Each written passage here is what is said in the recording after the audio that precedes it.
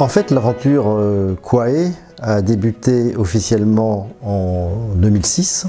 Alors, c'était pas évident au départ d'embarquer 4 organismes scientifiques qui étaient à l'époque l'INRA, qui est devenu INRAE, le CEMAGREF, qui est devenu IRSTEA, puis INRAE après sa fusion avec l'INRA, justement. Il y avait le CIRAD, qui est toujours là, et l'IFREMER, qui est toujours là également. Donc, les collègues qui travaillaient à l'époque dans les différents services éditoriaux ont dû se réunir pour bâtir ensemble ce qui sera l'ossature de la future structure. Il y avait une idée commune qui a permis effectivement un fil conducteur, qui a permis d'aller tous ensemble dans le même chemin. C'était l'idée d'améliorer le transfert des connaissances de chacun des organismes. Une grande partie de nos auteurs sont des chercheurs issus de nos organismes ou issus d'ailleurs d'autres organismes de recherche, parce qu'on ne s'interdit pas de travailler avec des chercheurs du Muséum d'Histoire Naturelle, de l'IRD, etc., etc. Cette mutualisation a permis de développer le numérique. Donc ça présuppose qu'on ait un catalogue qui soit numérisé, c'est le cas. Dès 2006, contrairement à beaucoup d'autres maisons d'édition, toutes nos nouveautés sont publiées en papier et en numérique. Alors c'est d'autant plus important que depuis quelques années, il y a un mouvement mondial qui est de la volonté des pouvoirs publics de mettre à la disposition du citoyen toutes les recherches financées par l'argent public. Donc c'est un mouvement complètement mondial qui est relayé au niveau européen, qui est relayé avec des fonds européens, qui est relayé au niveau national par ce qu'on appelle le plan national pour la science ouverte et qui incite fortement à mettre en accès libre les articles de recherche et puis les ouvrages, ce qu'on appelle l'open access en édition. Nous publions en fait des ouvrages scientifiques et techniques en français et en anglais aussi, une 50aine de nouveautés par an. Donc nous avons une 15aine de collections destinées à 3 grands types de publics. Donc la communauté scientifique qui concerne à la fois donc des scientifiques experts dans certains domaines, mais aussi tout l'enseignement supérieur, que ce soit les étudiants mais aussi les enseignants donc à l'université. Nous avons un autre type de public qui est un public professionnel. Ce public-là, en fait, concerne les conseillers techniques, les professionnels, les agriculteurs, les pêcheurs, les techniciens, mais aussi les décideurs. Notre 3e grand public concerne plutôt les citoyens. Nos ouvrages concernent les sciences du vivant.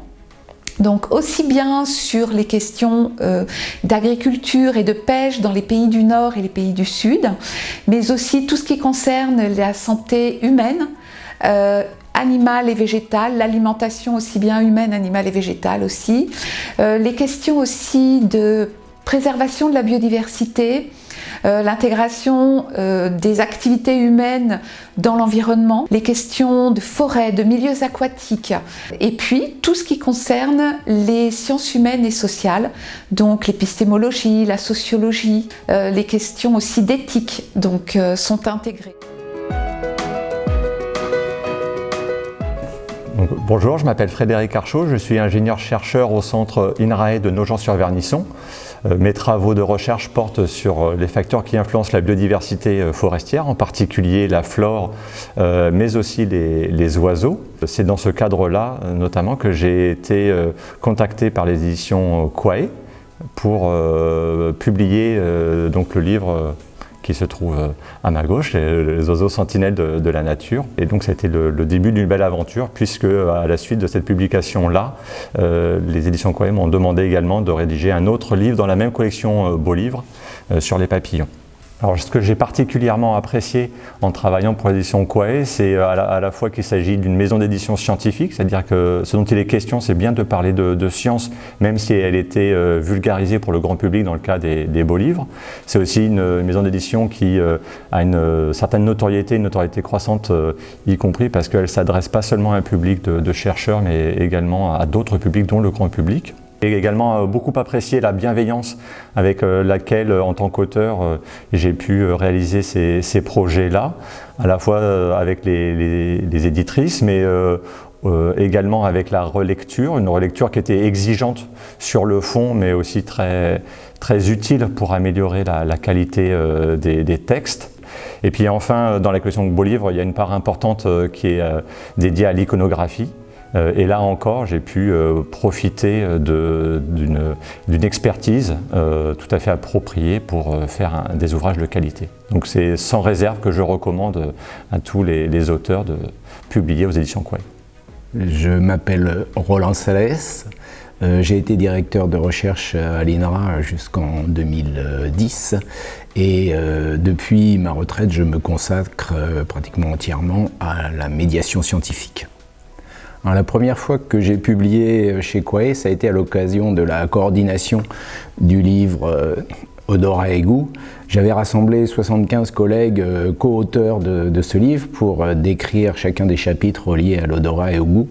Et donc j'ai trouvé en Quae un partenaire idéal pour la construction de ce livre parce que on a vraiment travaillé ensemble pour le construire et le publier. À l'époque, c'était vraiment en 2012 une somme, et en français, de ce qu'on connaissait dans le domaine de l'odorat et du goût.